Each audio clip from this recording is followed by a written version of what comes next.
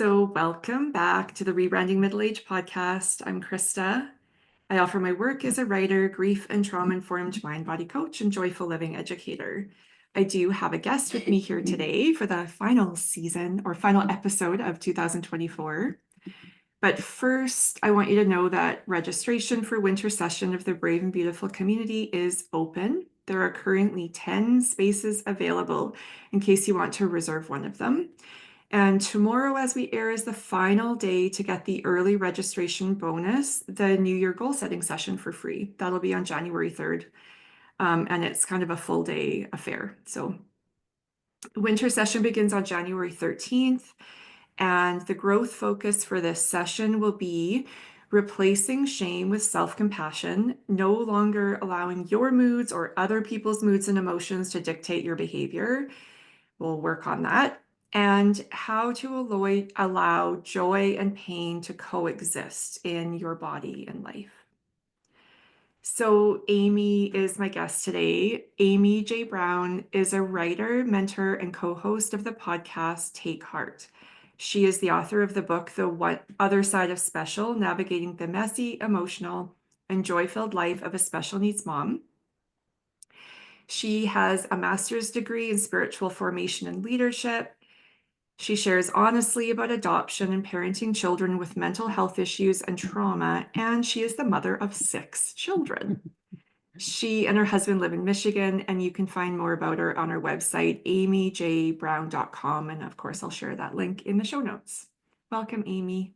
Thank you so much for having me. I'm really happy and excited to be here. Yeah, me too. So Amy, let's start by if you're, sharing what you're willing and feel comfortable sharing around your age and life season. Okay, well, I just turned 59, so next year's a big decade year, I guess. Next year I'll be 60. And after 32 years of parenting, we are finally empty nesters. So that is a big, we have a big range of kids from 30, there's 13 years between the oldest to the youngest.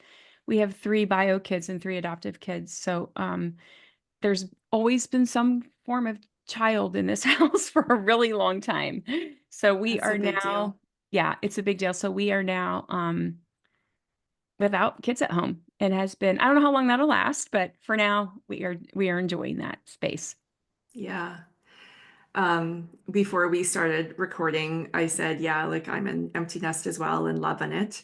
And I may or may not. Last summer, my youngest stayed where she goes to university. She didn't come home. My big kids used to come and go. And so I don't know, that may happen, but I always think I want to be a soft landing space for my kids, Mm-hmm. but a temporary one, Right. right? Like Right. I really, really enjoy the freedom and quiet and spaciousness and like less mess even. Me Yeah. too. Me too. And I cooked for, 8+ people. They always had friends over. I cooked for 8 to 12 people for years. And so when it's just like 2 small chicken breasts, I have so much glee over that. I mean, my husband thinks I'm weird, but I'm like, look, it's just 2. Yeah. So Wasn't that hard though to learn how to reduce? it took me a long time. We would have eating like chili for 3 weeks or whatever. Yeah. So, but I really do enjoy, when I was a young mom, if you would have said, you would have enjoyed this period, I would have been like, no, they're going to grow up. I'll miss them. And I do miss them and I do love them. And Hmm. I'd love to see who they're becoming. I love that about the 20s. And I have one that's in his 30s, but I have enjoyed this space so much. Yeah. I think it's good for other moms to hear there can be grief, right? And kids Mhm. leaving, and you can have Mhm. mixed feelings, and that's all valid. And yeah, you get to miss your kids and love, love, love the connection. And but there's something lovely about, especially like, so I do, okay, so 2 things. One is as growth-minded humans, and I believe you and I both are curious, growth-minded humans. We've got projects that inspire Mhm. us and learning and stuff. It's nice to be able to like put ourselves, I think, my words, not yours, but like kind of at the top of the to-do Mhm. list. And also, I do hear from women, and I have a lot of empathy for this, like that there can be this grieving process, and Right. even a loss of identity in for some that I think can change and just requires like compassion and some intentional work to kind of find your way again in a new season. Right. Right, because it just has taken up so much of your life. And I think and we've never done it before is the thing, right? And there's no Yeah. books on it. I don't think there are. Like there's books on how to potty train and toddlers and teens, but it's a new land, and I think that does take some time to figure it out. But, I will say that yeah, I you mentioned I have a master's degree. I got my master's degree a couple years ago, and my oldest daughter, Anna, came to the graduation, and all 3 of my oldest 3 have said to me, "You are becoming more of who you are." Mm, And we like to see that. And that was a good thing for me to hear, and not every kid would articulate that, I don't think.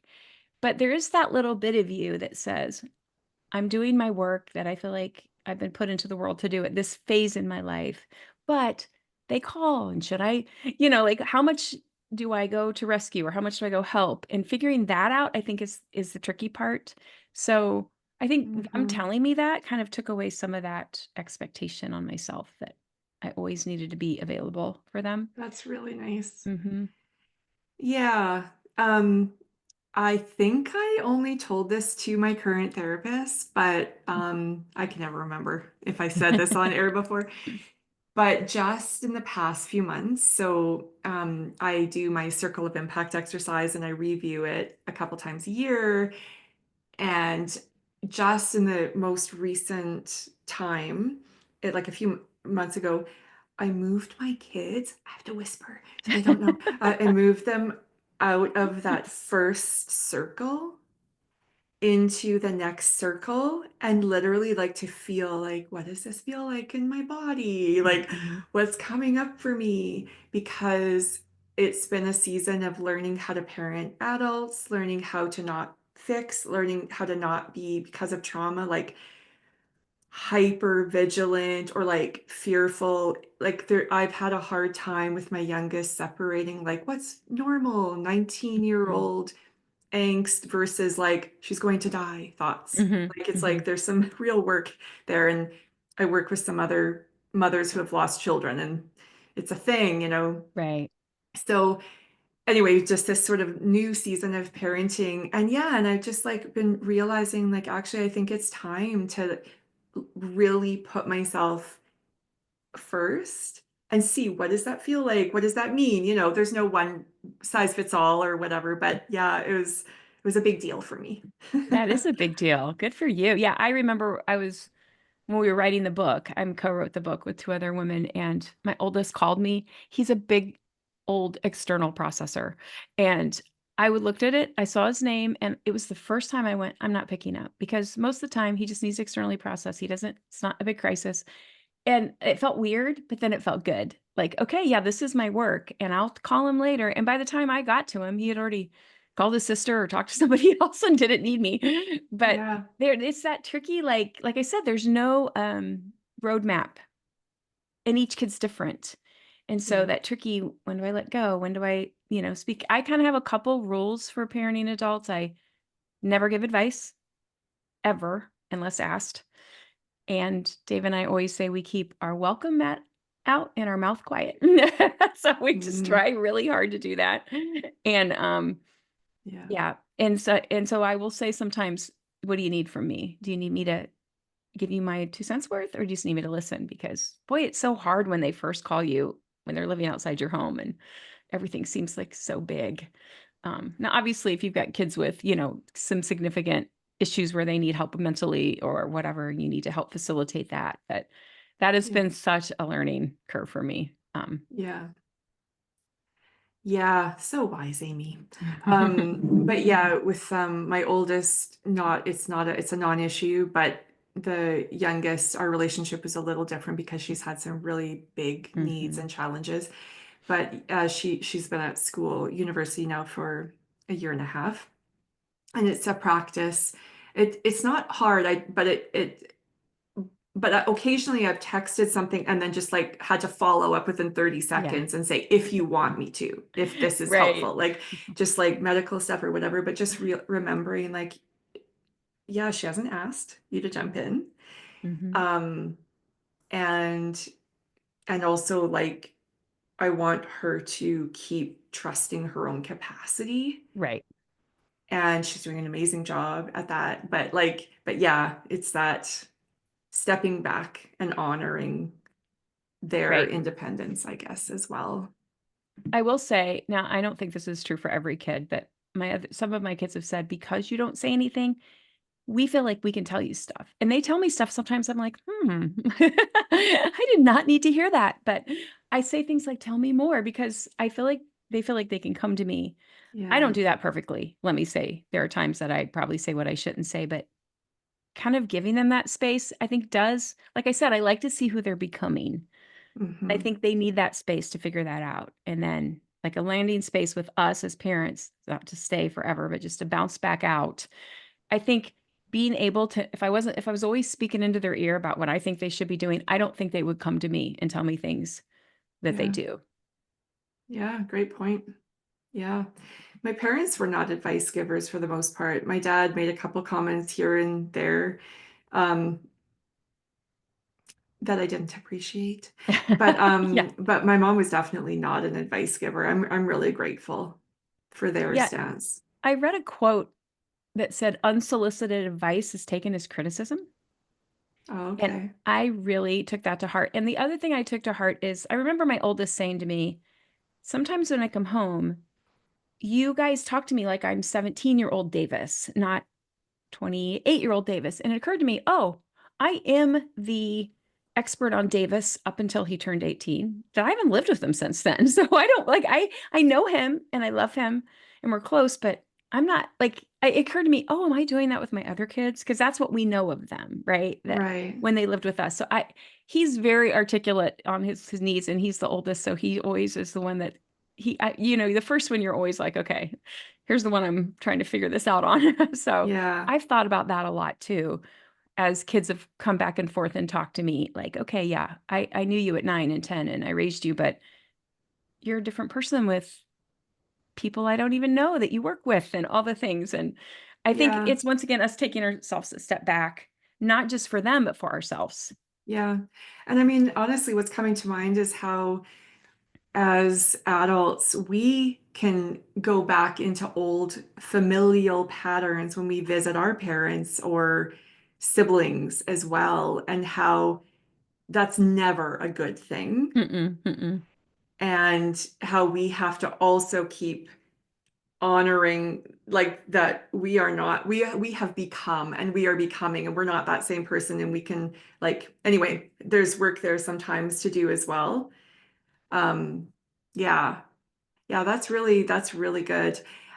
I'm also thinking how I mean it's really beautiful to watch our kids become. I mm-hmm, agree, like grow into themselves. And I've never thought about that idea in so clearly though, like what you just said about how, although like I know it's true, but how their friends or their mm-hmm, partners know mm-hmm, them better. Like they reveal the parts of themselves with other people in a way that we don't always get. And mm-hmm, yeah, it's so interesting. mm-hmm. Yeah. So, hmm.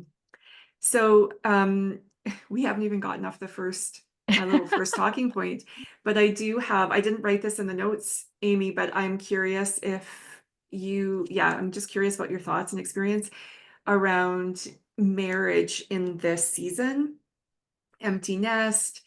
And I mean, it's been a long road of parenting for you. And that sounds negative, but there's been lovely, good stuff and also hard and stretching. And I'm just curious, like, has your marriage been stretched or have you gone through hard, like have you needed to reimagine or reconnect in some new way in this season? Mm-hmm. Yeah. Well, first of all, let me say I've known my husband since I've been 16. So I don't Wow. remember a time without him. He was my lab partner in high school. Um, Aw, we had the that's so same sweet. we had the same fetal pig. So Oh my gosh. so we What an have grown origin story. I know. We have grown up together. And so I think I think yes, there has been a restructuring because so much of our parenting, like there's been great parenting, but we have 3 adoptive kids that have lots of trauma. And so we've had high need, high stress parenting. And we have had to learn how to navigate that differently now that they don't live here or now that they're older. Um, but one thing I will say is that we have always been friends and we have always uh, put a priority on our relationship, even when the kids were little, the best we could. Now, not everybody, I'm not saying we had all these long weekends together. We didn't do that. We didn't have space for that. But David's dad died at 47 of a heart attack.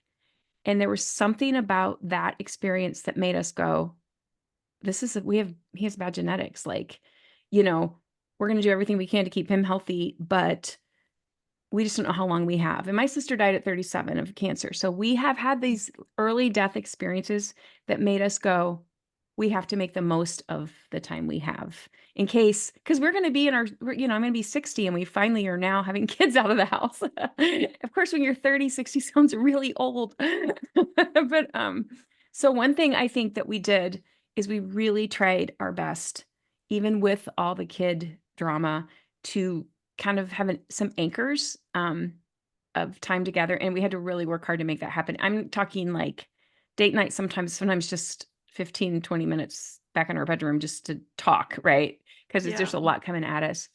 I think Mhm. the thing that has helped the most in this transition is me paying attention in the work I did with you and the work I've continued to do to who am I now apart from being a mother. Um, Mhm.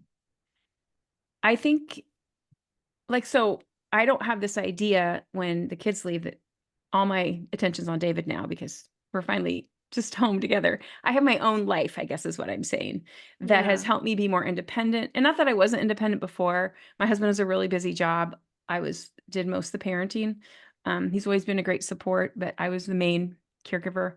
So I think in my head when we were younger, I hope this makes sense. I feel like I'm rambling a bit. I thought, oh, they're going to be out of the house and we're just going to be together all the time. It's going to be great. Well, that's not how it is. Yeah. And I think allowing myself to be who I'm becoming, like we said, becoming, honoring my own becoming and my own interest. Yeah. And I think that has been really, really helpful. Yeah. We do deal differently at times with what's going on with our kids, but we still have a pretty good way to talk through that. Um, when they're little, kind of mom is the one that's here's what I think we should do kind of situation because at least in my family, I was the main caregiver.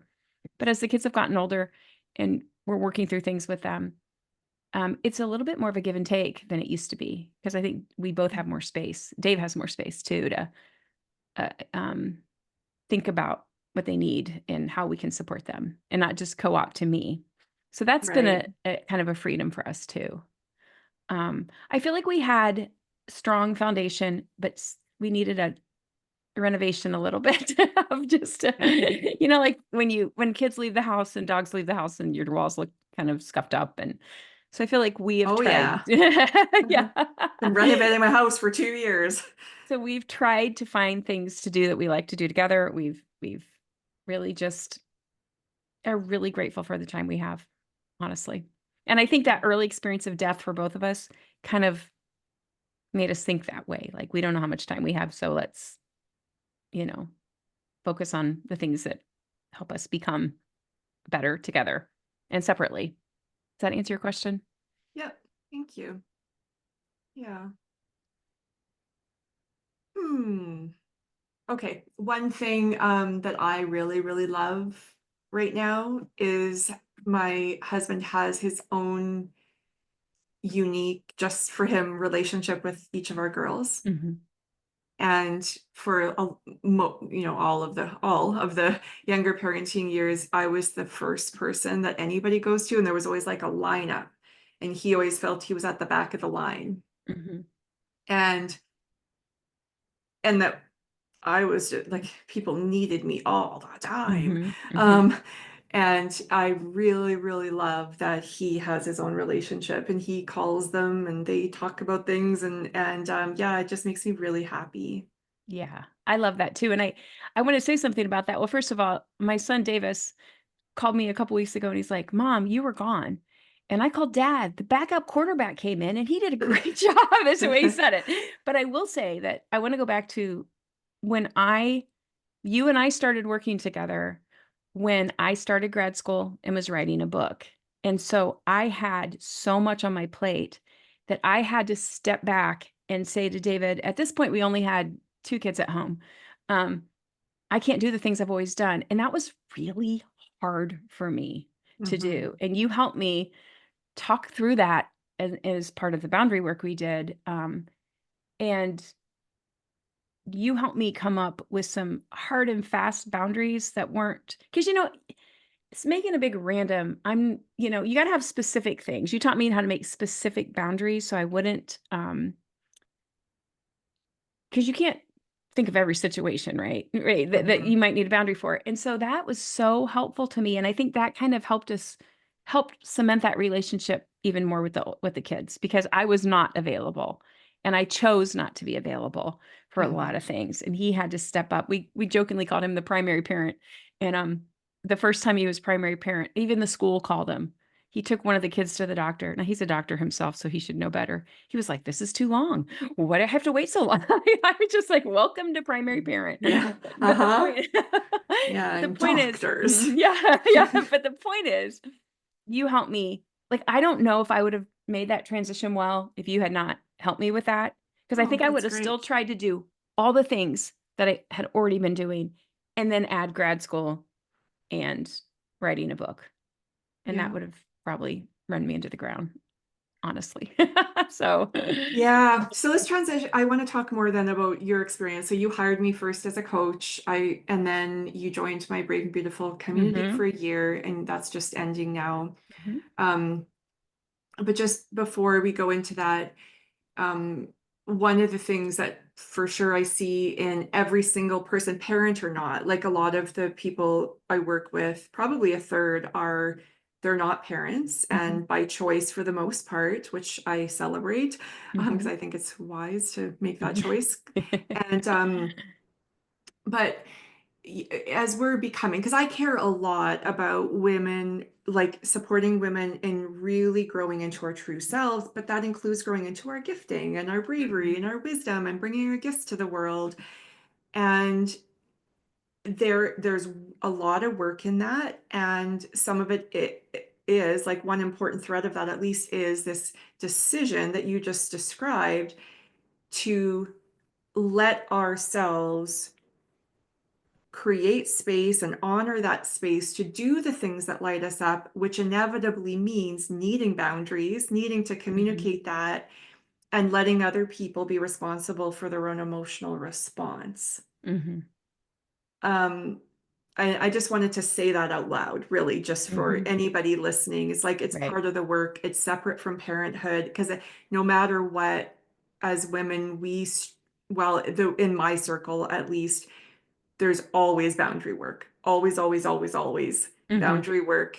Yeah. And I also like to point out that often the biggest boundary issues are between us and us, like mhm. me and me, right? Am I going Exactly. to hold this line? Am I going to honor this space? Yeah.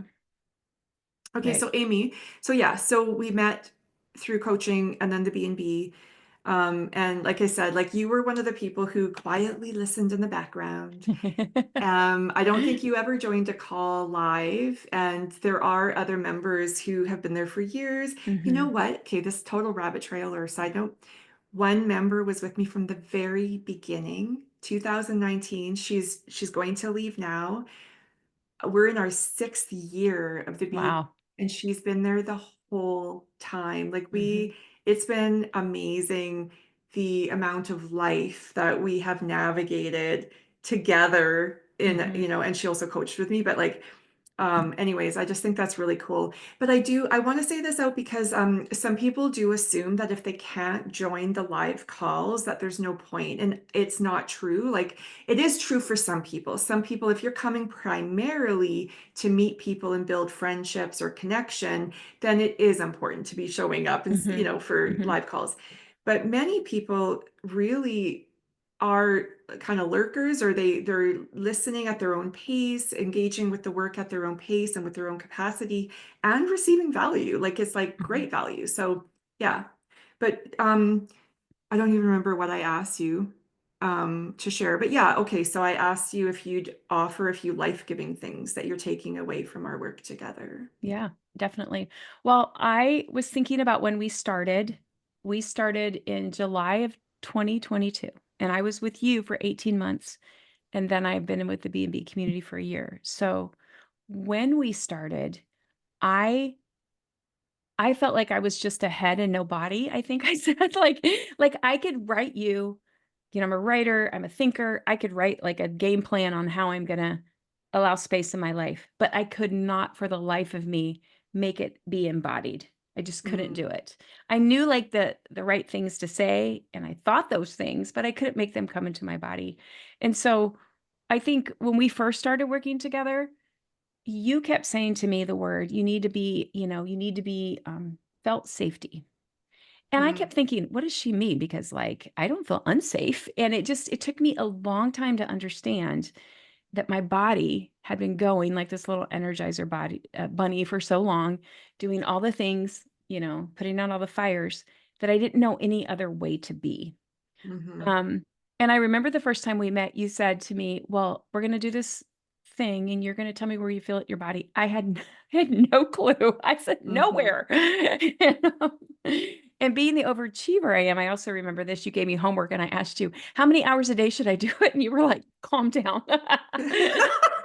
I don't remember that. You That's didn't say funny. calm down, but I have a feeling in No, the back of the your head, like, hour. calm down, sister. You were like overachiever, like twice a week or whatever. So Uh, you gave me a really gentle, for overachieving mom of six, one on the Enneagram, perfectionist, a really gentle like runway for me to figure this out. You gave me the right amount of information because I love to learn, but you also gave me a really gentle space. So through the course of our work together, I think learned how to feel in my body and what that meant for me, and also how to befriend myself. Because as a mother and a wife and a sister, and fill in the blank of all my roles, I have never befriended myself for the sake of myself.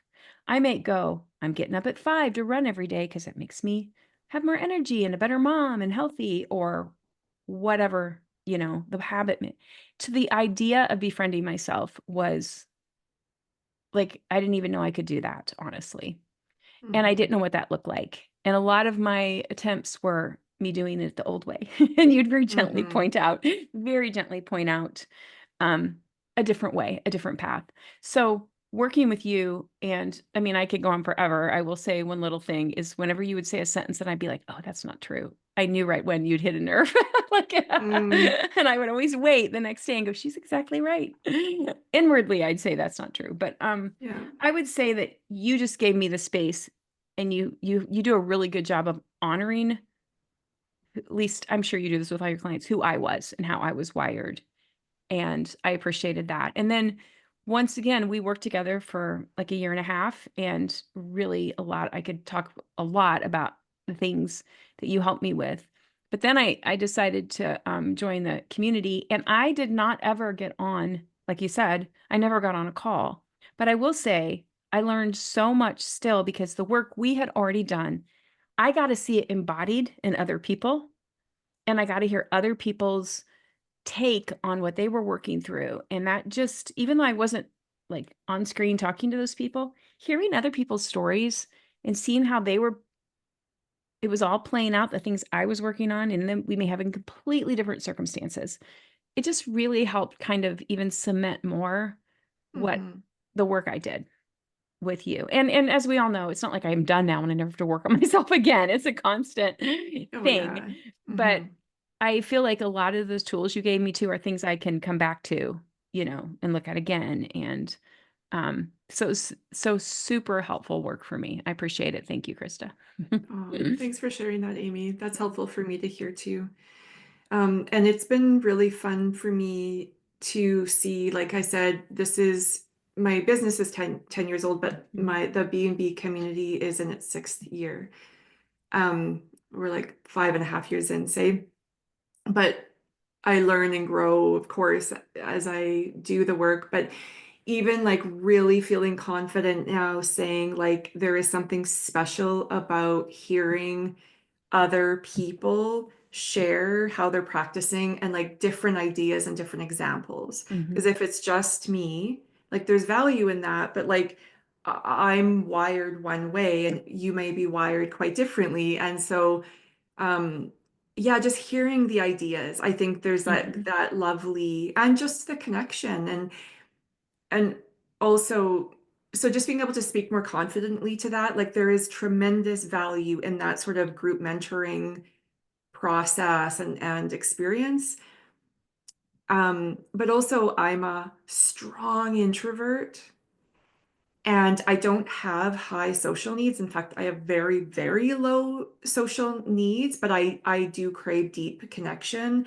But for Mhm. me, deep connection doesn't mean I need to see you weekly. Like Right. that's Right. um That's how I am exactly. So, yeah.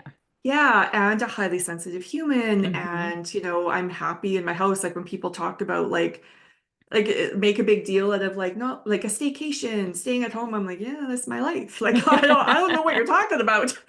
Um, I'm delighted. But my neighbors in spring that she commented about, oh, there's Krista. It's like spring. I'm like, I actually do leave. A sighting.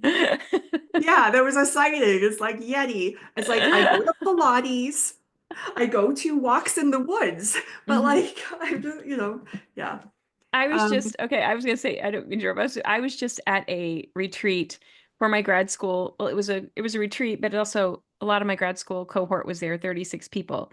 And I had graduated a year and a half ago, and I made a decision I wasn't gonna go to everything because I knew I couldn't handle it, right? I couldn't.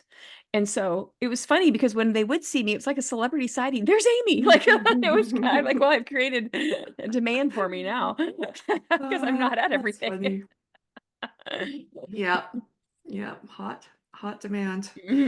So anyways, but yeah, but realizing like the community was one way that I was creating a space that I need and want, Hmm. like for deep and meaningful conversation and doing this type of growth work. Because even my inner circle friends, they're different than me. They don't Right. move through the world like me. They're not constantly in this like growth process, like, and also doing so much like inner healing and I believe also intergenerational healing and like, Hmm. so like I created that space that is good for me and also to offer it to Right. others. It's So a lovely space. It really is.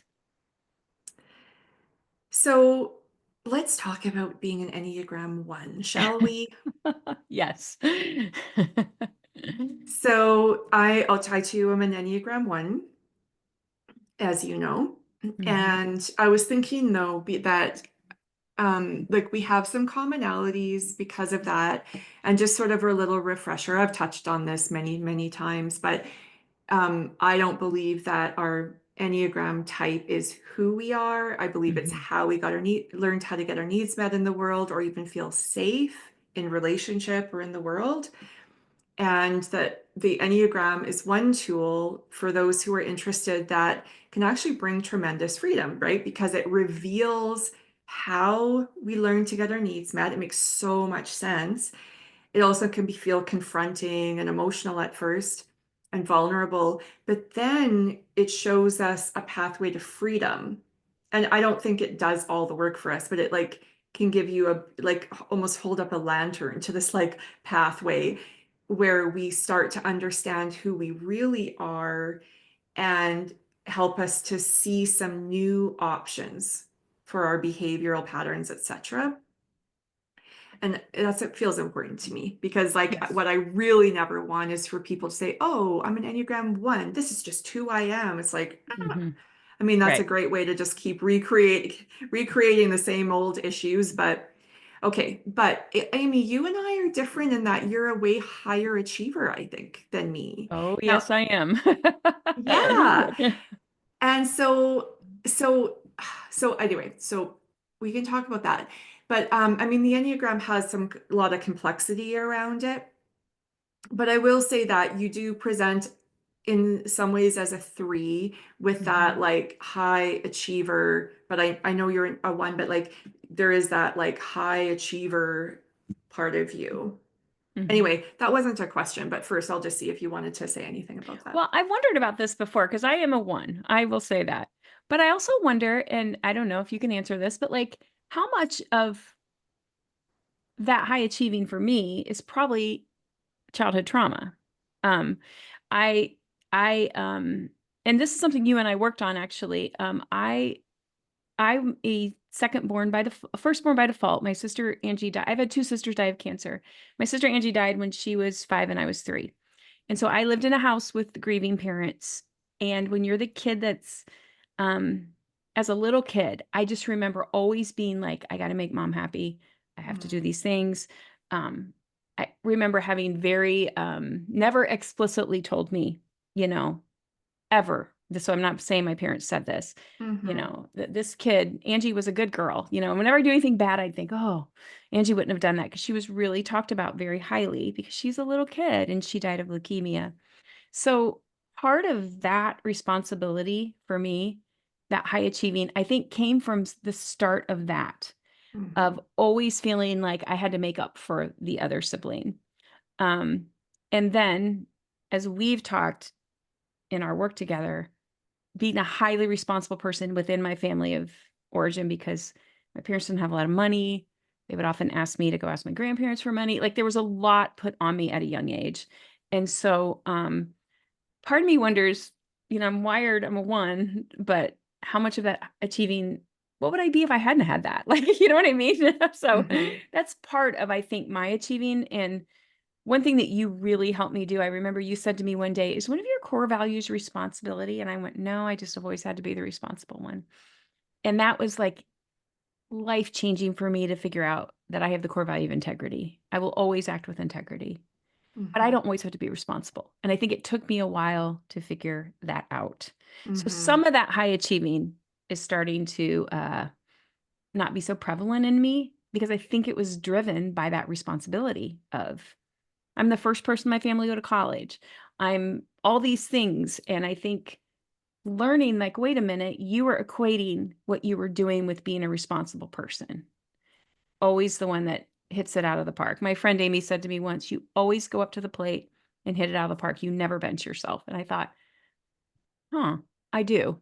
And so now I think I'm able to not be so high achieving because I've figured out it's integrity that is a core value, not responsibility. Yeah. And you help I mean, that literally was life-changing for me because I was like, "Wait, I don't really wanna be responsible for everything. I just if you're always the one doing it, no one's gonna step up and do it for you." That's a Yep. So, does that make sense? Yeah. So, Oh, I yes. I Yep. mean, I do love gold stars. I still do.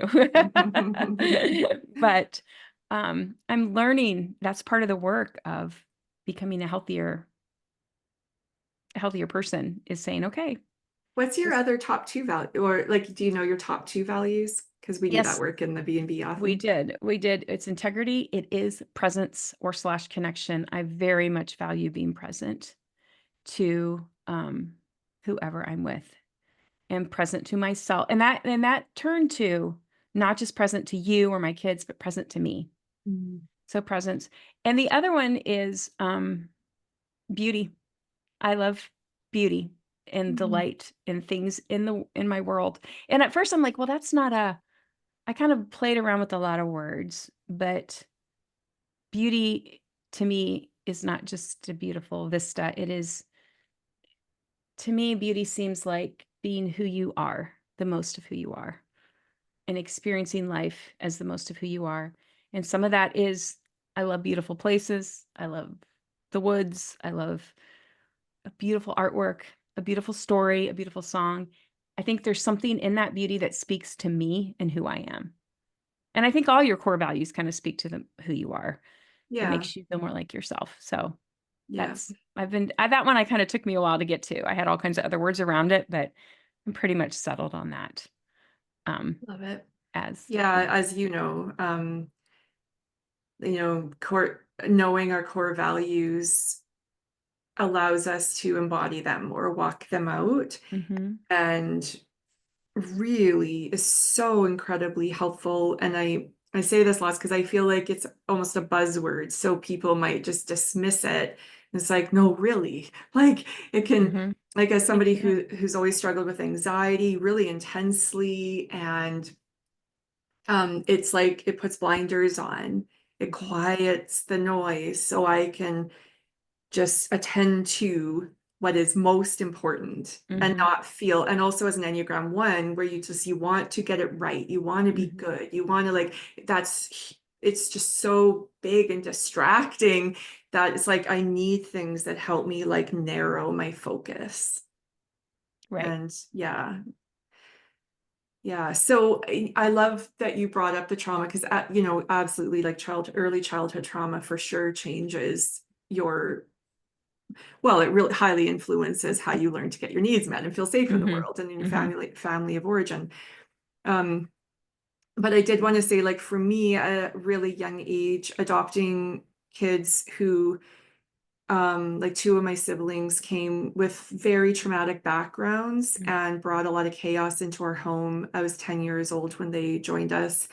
One of them burned our house down on purpose. I was in grade 6, so 11. Hmm. And there's some other stuff that I didn't even know was trauma until after my son died. And then as I was Right. doing EMDR and stuff like that, some things were coming up, and the therapists were like, yeah, that was childhood trauma. So, um, but what I learned as a coping mechanism was actually almost the opposite. Is it was like to shut down. Hmm. So I started, this wasn't planned in the conversation, but it may be helpful for people listening. But I learned, I was in grade 7 when I took my first drink, and grade 6 when I had my first drink. In grade 7, I realized I didn't want to drink, but I started doing drugs in grade 7 Hmm.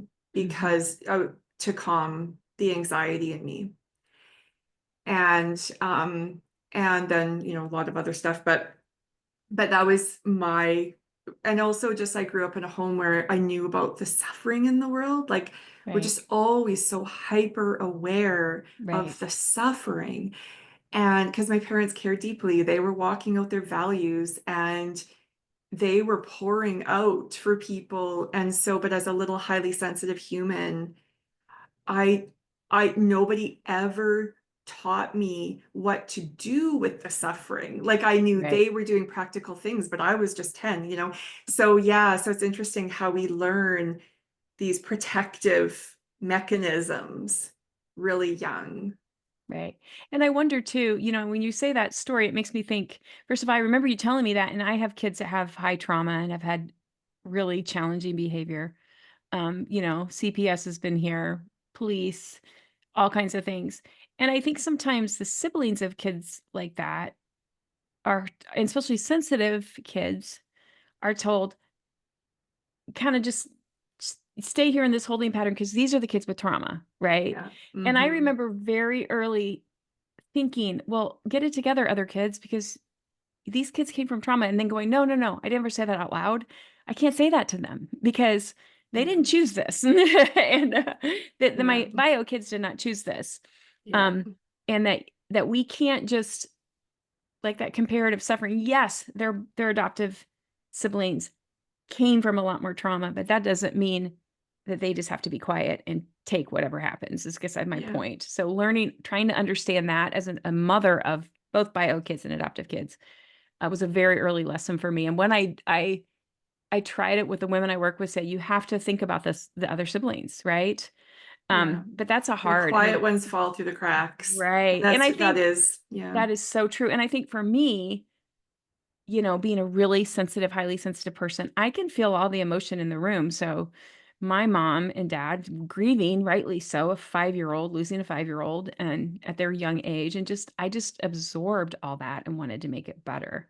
Yeah. Um, And, one thing you said is, you kind of shut down. And one thing I learned with you with nervous system work is I'm the opposite. I go way up in fight or flight, but I'm really highly functioning. So I would be like, I'm not in fight or flight. I handle a lot of things. And you had to be like, no, that is because I just assumed fight or flight meant I would be running around like a crazy person, which I'm never that way. I just have a really high functioning, but I was in it all the time and I didn't realize it. And Yeah. that right there was super helpful for me too. Like, oh, I rarely go the other shutdown. Rarely. I Yeah. kick it into overdrive, and helping me to understand that was really, oh, this is just not me being a really highly functioning person. You are putting your body and your mind through the ringer all the time because you're Yeah. staying way up here, if that makes sense. So that was really helpful It too. does make sense. And the same goes like, because for me, a lot of my, now I understand that I was dissociated for a lot of my young years, coping. Hmm. So, but I was an honor student. I was a good kid, highly responsible, also second oldest in 12 kids, taking care of people, being the Hmm. peacekeeper, defending the kids with trauma at school. Like it wasn't my responsibility, but Right. I picked that up.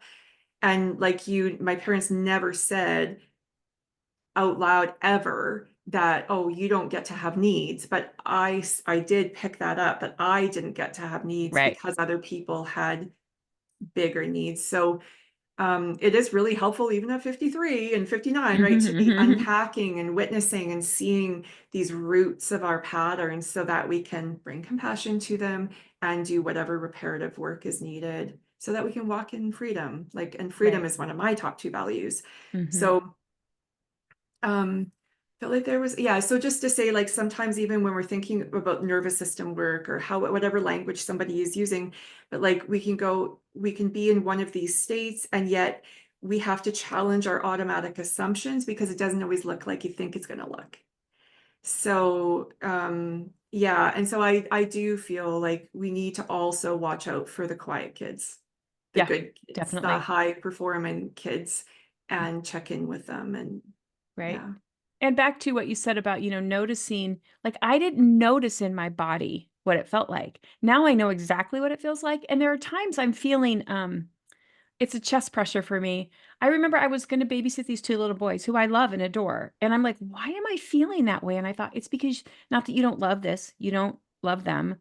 You just have too much on your plate. And this, I mean, Yeah. once I started realizing it wasn't just like the big, scary, awful things that made me this way. There were times when I felt it for things that weren't that hard. I just had like I'd gone way out of my capacity, window of tolerance. And that was Yeah. so helpful for me to go, oh, I don't want to feel this way. So I got to start Yeah. stepping back even more from what I say yes to. Yeah. And I think Our that's bodies are important. so wise, and we Hmm. do, some of us, yeah, are more attuned to that naturally, and some of us have to learn that, how to listen and trust the messages. But Hmm. generally speaking, the body is speaking to us at all Hmm. times. Right, right. Yeah. So okay, so you mentioned perfectionism, and it definitely, so perfectionism, being hard on yourself, raising the bar all the time, like these are some of the common issues that Enneagram ones might have. Um, with the Enneagram, again, people listening might not know what we're talking about, may not be interested in the Enneagram, but hopefully you'll still receive value from the conversation. But I like to point out like that, so each type, Enneagram, like we can have common characteristics, but also express them quite differently. So Enneagram ones, just trying to think, I might get this wrong. Don't hold me to this because I can't remember exactly. But so I think it's like Enneagram ones with a social leaning tend to focus on how the world can be better. Hmm. Enneagram one, self-preservation, I think internalize that perfectionism and focus on how they can be better. And then the sexual type, what is the thing for them? I can't remember. So I'm getting it wrong. But basically it's like we express the same trait differently. Hmm. So yeah, so anyways, but I am curious just to hear about your relationship with these things like perfectionism, being hard on yourself, raising the bar, how they show up in your relationship with yourself, in your parenting, in your marriage. whatever you want to share around that. Yeah. I have kind of two ways that I think my Enneagram 1 expresses itself. Number one, I have very like, I don't talk to myself like I live as a crazy I guess I would say I live with a crazy idealist in my head. I always think, "Oh, I could do this better. I could do this faster. I could." So, I don't really have negative like, "Oh, you're so dumb. I can't believe you did that." I have more of a, let's do this better. Let's like," and I also think I have a deep social justice bent in me. So I also have that whole like, this world, how can we make this world better? So I have those two. But I will say that I think the way that I've seen the Enneagram and the one and the self-criticism and the, always pushing myself harder is in motherhood, because the story we're given for motherhood is kind of not attainable. And I grew up, I'm a Christian. I grew up in a Christian environment, so a lot of pressure on women to be a certain way and mothers to be a certain way. And, I've been a mother for 32 years, so I had no concept of what that felt like for women who weren't mothers till I started talking to them, especially in the faith tradition of, they feel like they don't have a lot of worth either because they're not mothers. So I've been thinking a lot lately about the women I work with, because I work with women that are in their 30s that have kids with challenging behavior, mental health, adoptive kids. Specifically, women in their 30s. 30s, there's some in the 40s, they're younger moms. They're Oh, moms okay. that have younger kids. And they initially come to me with, what do I do about this kid that's raging, that can't stay in school? And I can help them with that. But what I really want to help them with is who they are, and all of them feel like they're not doing enough. And even if you Yeah. don't have a child with um, challenging behaviors, no mom thinks they're doing enough. So I think the story and the narratives around motherhood, especially in the church, um, really caused me to be even more critical of myself and Mhm. how I was moving in that role. And it's just an unattainable goal. And it's an ideal that we can't meet. So, but I didn't stop it did not stop me from trying. So Mhm. and so how that played out with my kids that come from trauma is, for a long time, when they would behave negatively, I would just internalize it and go, "Well, I must be doing something wrong. I'm not doing it right." I didn't have enough understanding, and there wasn't a lot of understanding given when we first adopted about trauma. So just so much shame and guilt around how my kids are behaving, things that were said explicitly to me by other people, and not understanding the idea of my own trauma and their trauma. So just always trying to do a better job. And for me, I call them my overs. I over research, I overlearn, I do all the overs, overdo. I never underdo anything. So my overs march in to save the day. And Yeah. a lot of that was, let me read more. Let me be up at night, super late, trying to figure out the perfect combination of therapies to help them. And it's like it's a losing game, because eventually you're going to burn out. And I definitely did. And it took me a long time to go, wait a minute. I think I've been given a story about how I should be as a mother that isn't true, and it's putting a lot of pressure on me. So Yeah. probably that role is the role that has been affected the most. Well, it's my main role for the last 32 years, honestly. If I would have been in a corporate world, would I have probably been that way too? Yeah. But I don't know if there's a bigger story. There's just such a big story around motherhood. There's a lot of pain though. Mhm. There's so much tenderness and Mhm. rawness in the parenting Mhm. relationship. Right. Um, yeah, it's like, yeah, can really bring up your wounds. Right. And you want to do it well. Like, Hmm. obviously. And there's so many voices, and I didn't raise kids in the social media world. I mean, my oldest is 32, so I'm really grateful I didn't have those voices that would make me feel even less than. Yeah. But it just I think I'd put on a role. I wish I would have had the maturity, which I don't think I would have had at that point, or an older woman that would say, "You do you as a mom, right?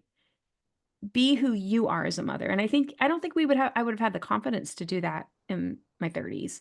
But when looking back now, some of the things that I always did, I think, well, I think I made good choices, but how much of that was just driven by what my church culture or my friend culture was telling me to do. And then you add the added stress of having kids with invisible disabilities that look typical but don't act typical, right? That's a Hmm. whole story that's being spoken over you about what kind of parent you are. And I Yeah. think that just drove me deeper into shame until I could start working through that wasn't my fault. It wasn't me being a less than person. It just was the kind of the circumstances we had in our family. There was not like a moral value to them, me being Hmm. a bad mom. So Yeah. that starting to figure that out was super helpful for me. And I can notice when my oneness like rears its, it's usually when I call them my overs. We just had a situation with one of our kids, and I immediately got out my notebook and like, here's what we're gonna do. And like, wait a minute, Yeah. you need to take Hmm. space because I can execute a plan really well. It's the problem. It's so it's not like I've had bad plans and it's been Hmm. mayhem. I No, that's the actually, thing. You right, overfunction, you're really good at it. right, And then people right. rely on Mm-hmm. you probably. But with my youngest, she recently, like she was diagnosed with autism, and one of my best friends, when I texted her, said, "That is the thing that makes the most sense in the whole world." Like she's known my youngest from the since Mhm, she was 3, I think. It mhm, does make sense. Like looking back, I'm like, her whole life makes so much mhm, more sense now. mhm. Back then, though, she didn't fit the mold. Like back then, we didn't have the information. Sometimes I feel angry and sad and like, because I want her life to be easier, I wish that we had Right, known, but we wouldn't have received the support we needed anyway. Um, because people just didn't know. Even now, like there's just not, well, It's emerging right. information and yeah. So, but anyway, the point though is that I immediately thought, okay, what book am I gonna find? Mhm, Whatever, like the information. And I caught myself, I was like, whoa, lady, pause, mhm, step back. She's an adult. She's advocating for herself. She's wise. She didn't ask you to do this. mhm, This is your impulse to jump in there and it's one of my safety mechanisms. mhm, Gather all the information, but I actually caught myself and I just said, no, I'm not doing it. Um, I will be responsive to her and keep learning as I go, but it gets to be in her mhm. hands now. And it was actually not as challenging as I don't know if I could have done that 2 years ago, but it was good. It was so good to see Right. the impulse and then to pause and realize I don't have to do that.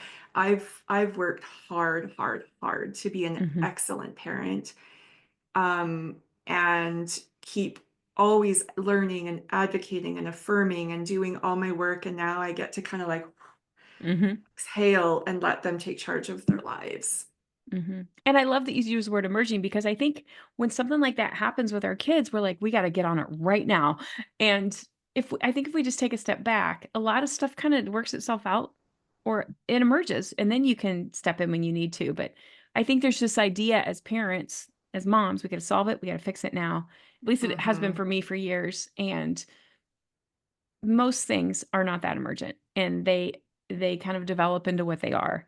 And I think, like, I'm the same way. I wanna make a plan, but I know when I cancel on myself and go into that mode, I'm going in the wrong direction. Yeah. Yeah, again, another side note. I love good side notes.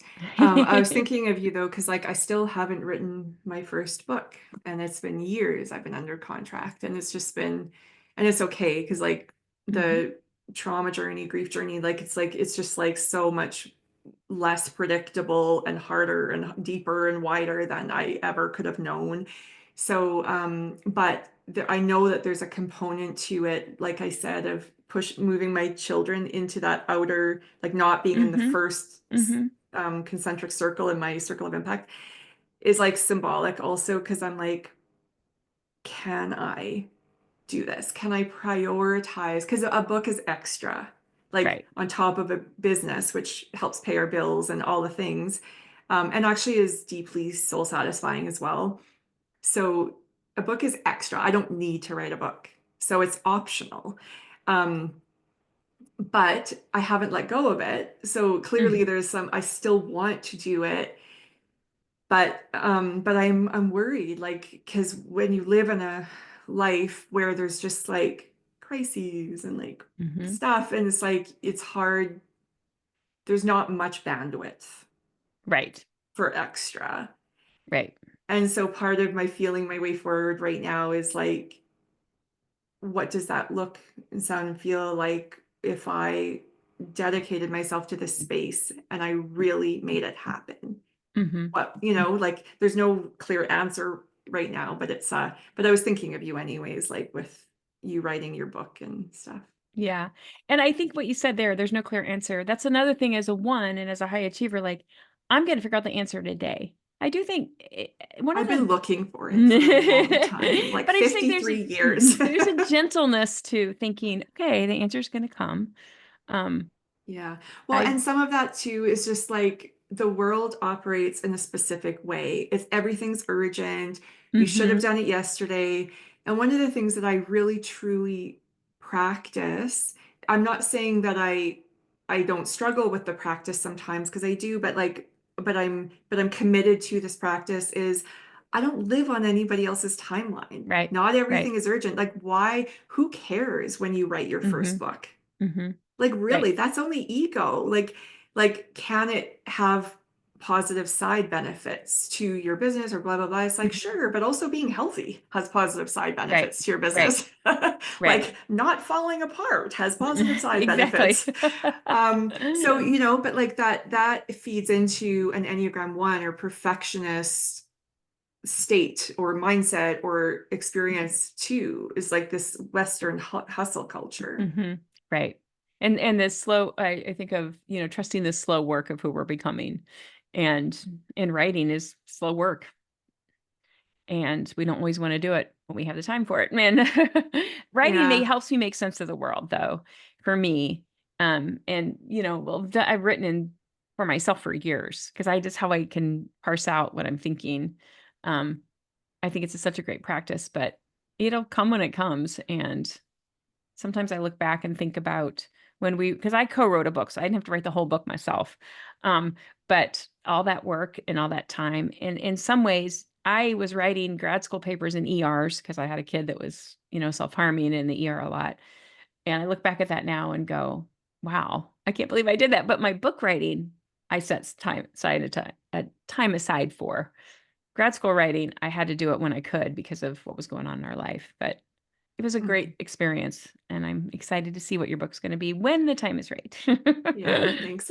But Mhm, I am like I'm stepping into this new year thinking like I've written hundreds of thousands, not joking, not exaggerating, hundreds of thousands of words for the B&B mhm, community that never goes anywhere else. And I am stepping into this time thinking I'm not doing that anymore.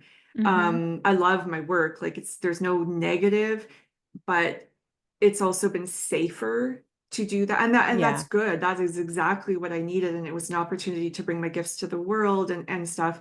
But it was safer when my nervous system was so dysregulated and I'm, working so hard to recalibrate in a family and in a life and in a body. mhm, Um, but that sense of like I can go gently and stuff, but I don't, I guess what I'm trying to say is like, and I'm not being clear because it's like it's new, it's sort of a new truth or mhm. whatever that's just wanting to rise to the surface now.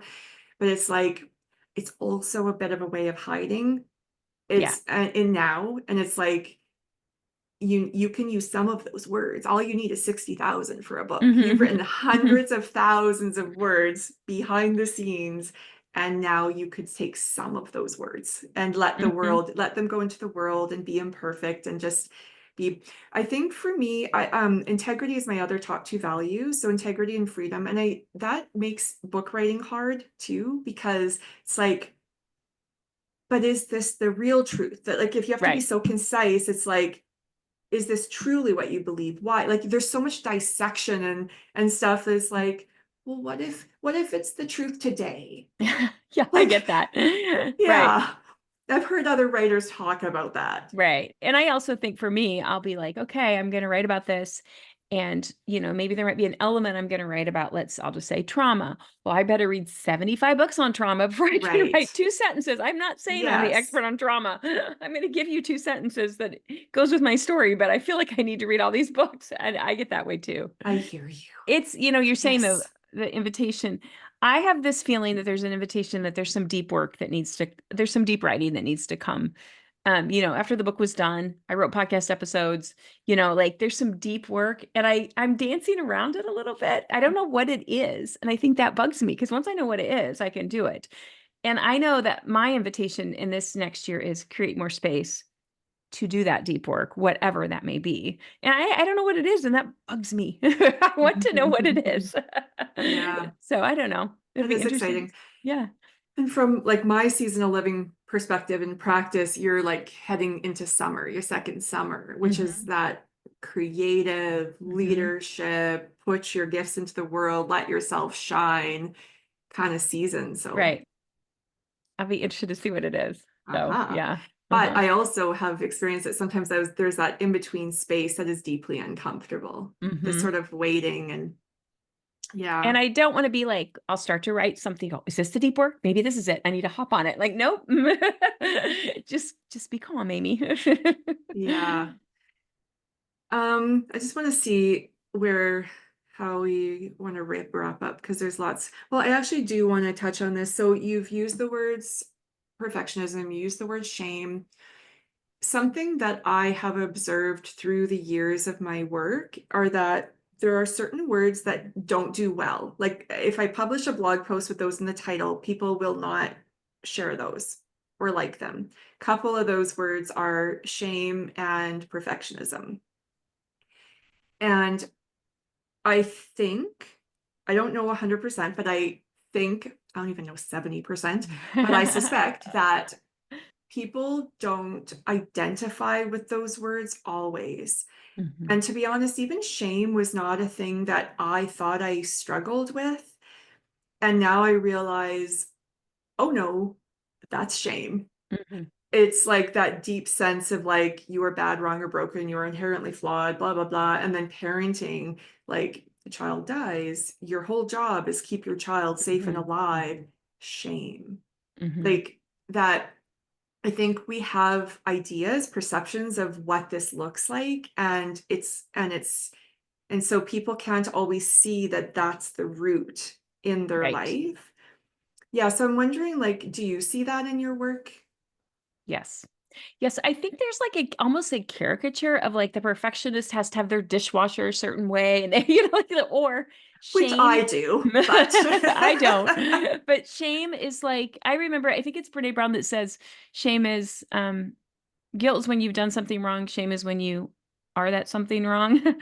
And I think yeah. shame to me was like deep embarrassment. Maybe I didn't understand it. So I think those words sound scary until we start understanding what it is that we're really feeling. And in my work with women, they have shame because of their kids' behavior. And they're coming to me, like I said, trying to figure out how to advocate at an IEP meeting or with a doctor. But their sense of shame and also the narratives they believe about themselves, about their faith, about the world are really showing up in how they're Mhm, presenting themselves. And I can't, I mean, as you know, because you work with women, you can't say, well, you're feeling shame. You have to like unpack some of that with them. mhm, I think though, there's this idea of this is what a perfectionist looks like. And I think also when there's a label like that, you can think, well, I don't care what my dishwasher looks like, so I'm really not a mhm, perfectionist. Like you take this mhm. one little piece and say, well, that's Yeah. not me, so it must not be me at all. And once again, it's kind of on a spectrum of how we feel shame and in the areas we feel shame in. Um, Mhm, so I think I think getting to hear people's stories and what they're working through and hearing other people go, "Yeah, I felt really awful when this thing happened." And you're like, "Oh, wait a minute. I know what that feels like." And I think that is where sharing other people's stories, listening to other people and having a person walk with you, an older person, a mentor that can kind of help you see that in your life is Yeah. really helpful. Yeah, agreed. Okay, so I have one more question Okay. to wrap up, We could talk but this forever. I know, and I would enjoy it, the whole Me thing. too. But okay, so this is not my question. This is extra. So Okay. this is like point A or point Mm. point whatever. What are a couple of your favorite podcasts, Amy? Okay. Well, I love Emily Freeman's Next Right Thing podcast. Right. It is really short. She's actually a friend of mine, and she is just so A lovely. gentle soul, She's I a think. very gentle soul, and she always is really good at just saying what you can't always say or you're not thinking of. I love any productivity podcast. So I love Cal Newport's podcast. And I'm trying to think of, I go through phases where I don't listen to all and I only listen to audiobooks. So kind of right now I'm in an audiobook phase. So Mm, those are two that I really like a lot. There's a woman, her name's Misha Boyette, that has something called The Slow Way. mm, And she has a lovely voice and she speaks from a Christian perspective, but just how to live life the slow way in a mm. different Nice. I haven't heard of her before. yeah. So and she has a child with a disability. So those are some of my favorites. I listen to Emily every week. If I don't listen to anything else, I listen to Emily. Yeah. Yeah. So I have on and off. I've listened to Emily. I don't like short podcasts. Mhm. I realize that I've tried them and I'm just like, nope, can't do it. I want to go deep. I want to have Mhm. like gears turning in my brain as I'm, usually doing something else. But well, it's not that I dislike them so much as I enjoy more the longer, kind of deeper ones. Mhm. But yeah. So so I will ask you a final question, but I forgot this, but I kind of wanted to say, well, now my brain just went blank, like totally just went blank. I don't know what I wanted to say. Hold on, hold on. Okay. We were gonna wrap up. We are talking about podcast. We were talking about parenting. I know it had to do with parenting. Oh yeah, I know. Okay. So I just wanted to say this, like for other parents listening, just almost like as an acknowledgement of how you might be feeling, like especially if you have children with extra needs, whether they're like seen or unseen. Like Amy, you touched on Mhm. that. What was the language you used? Invisible. Invisible disabilities. Yeah. It's like it can be so hard, and many of us, like our kids, they get late diagnoses, or we didn't get the support we needed, maybe it didn't exist, whatever, or we advocated and it was hard, like even in the school systems, like Mhm. um and there can be that shame, there can be a lot of pain, there can be loneliness and isolation. I just really want to just say that, like, you're Right. not alone. And it's so hard because you can't just go talking openly always Right. about your kids. One, because you might receive a lot of judgment from people who have no business judging you. Right. Um, and I've even received or felt, I will say, I at least felt perceived judgment from some siblings who have no clue. I was just Right. going to let a F-bomb rip there for a Mhm. second, but and it's really hard, like and my husband and I, at our age and life experience now, we just try to have compassion and or empathy and know, like, they just don't know. They Right. just don't know. And or in church, like the judgment with my youngest who doesn't never fit into Right.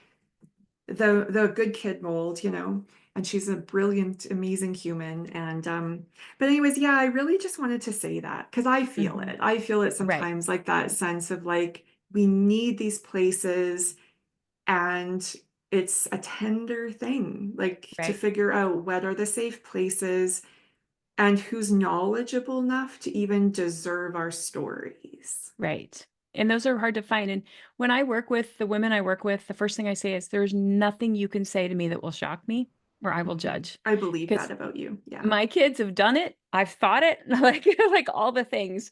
And I think specifically to talk specifically to people that have kids that have invisible disabilities, there's a lot of shame around negative behavior, right? If your kid is the kid that is always, I remember it was third grade. I went into the parent teacher conference and the teacher said, every conference has been about your daughter's behavior.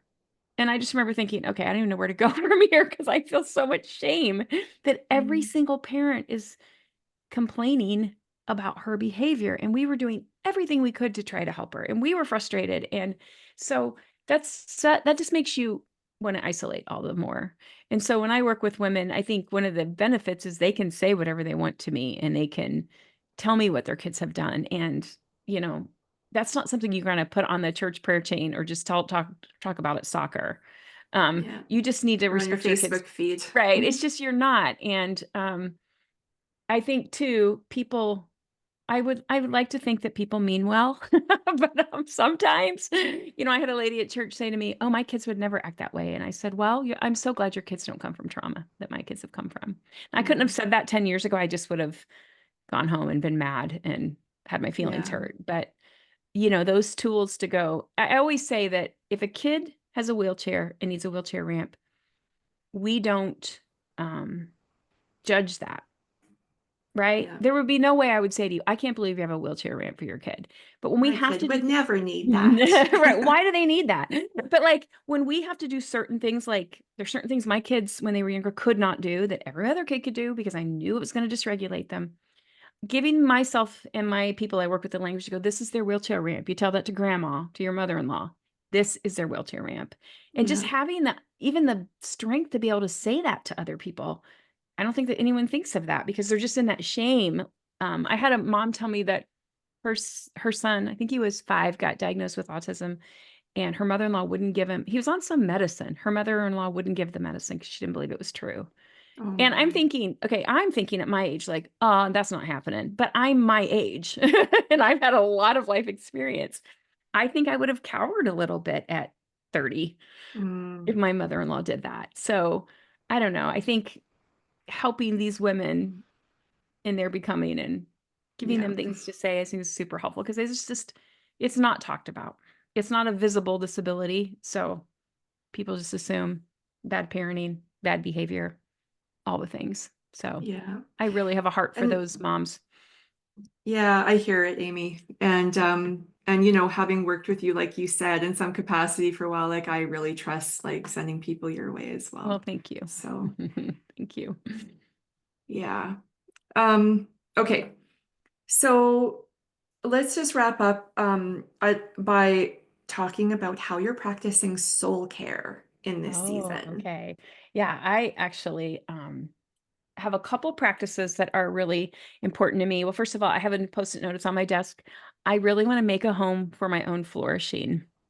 So for me, I have You're some. speaking my I language. know I you. like That's because it. there's a couple things that are really important to me. One is silence and solitude, and so those are deep practices. But a new practice and it is my core value, as I told, is delight. I went to, if we have time for me to have a little short story, I went to the eclipse last year.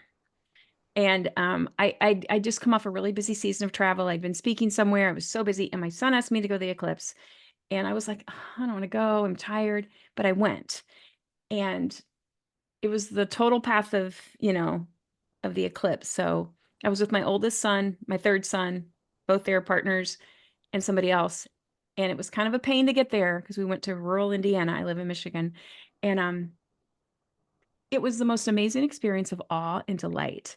And the thing I noticed about it was, uh, it made me feel like me, and it made me feel connected to something Hmm. bigger than me, God or the world, and it made me feel connected to my people.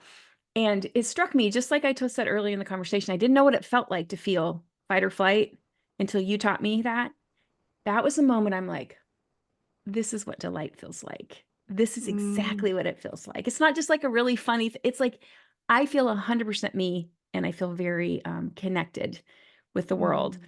And so, one of That's my soul care beautiful. practices is I, of course, came home and read a book about awe because that's who I am. Of course you did. But now I know what it feels like. So, I really have a practice of finding delight and awe. And every morning I write in my journal, this is what I want to remember. and I think of the day before. And obviously, you can't have an eclipse every day. And if you did, you wouldn't think it was that cool. So I'm thinking Mm-hmm. of things like, you know, like this conversation will be probably what I write about tomorrow because this is a moment of delight and connection that just makes me feel more me. So that's one of my practices that I am leaning into this year. Oh, I love that so much. So I do want to offer some commentary. I think in the final Brave and Beautiful session of the Call for Autumn session that has just wrapped up, I talked about this, how there are some conversations and places in the world where I feel awkward. I feel socially awkward. I feel very conscious Hmm. of feeling different and like and quite not quite knowing how to relate or something like it's just like a little bit like wearing uncomfortable clothes or something like that. Right. So this, Mhm. and then there's times where I forget about me because I'm just here fully present, and those are the times of I get to just be my true self, and that is such a beautiful feeling. Right. It's also why I encourage people who haven't found their people, like who feel like I just don't fit. I I'm awkward, I'm blah blah blah, like those things. It's like you just haven't found your people yet or your Right. spaces. I Right. believe they're out there, and it sometimes we have to get creative and we really can't give up, like because it took me a long time to figure out where my people are, how to Right. connect. But that's just such a beautiful feeling. That's what it kind of made me think of, that feeling of Hmm. like being your true self when you Hmm. experience delight. Yeah, and then Yeah. you have it's a noticing. I mean, not every time you're not going to feel delight every time.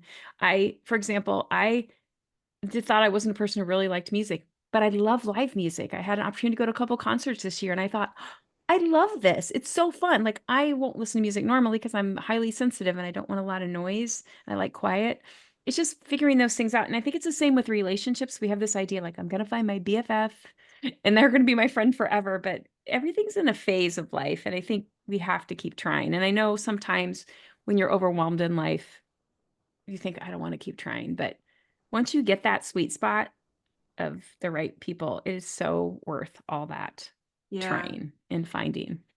Yeah. And actually, and so, okay. So I promise people we're wrapping up. But Amy's offering coaching with moms with extra needs or special needs. I Mhm, can't remember mhm. how you Yeah. Invisible word it. disabilities, special needs moms, disability moms. Yes.